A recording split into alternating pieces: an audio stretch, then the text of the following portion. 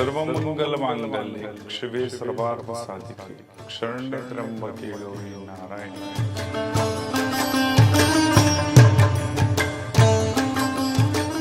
अश्विन शुद्ध प्रतिपदा ते अश्विन शुद्ध सप्तमी पर्यंत महिषासुराबरोबर देवीजीचे घनघोर युद्ध असे युद्ध झाले।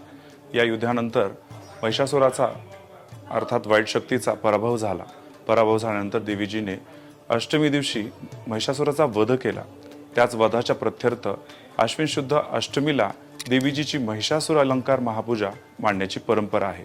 तसेच शारदीय नवरात्र महोत्सवामध्ये पुजारी बांधवांना भाविकांच्या सुविधा देण्याबाबत व्यस्त असल्यामुळे ते नवरात्रामध्ये आपला कुलाचार करायचा राहून जातो। त्यानिमित्त शाकंभरी नवरात्रमध्ये हा कुलाचार पुजारी बांधवाच्या वतीने केला जातो। तसंच जशा अश्विन महिन्यामध्ये देवीजीच्या पूजा मांडल्या जातात तशाच शाकंभरी नवरात्रात देखील देवीजीच्या त्याच पूजा मांडल्या जातात। त्याच्याच प्रत्यर्थ पौष शुद्ध चतुर्दशीला देवीजीची महिषासुर मर्दिनी अलंकार महापूजा मांडण्यात आली आहे।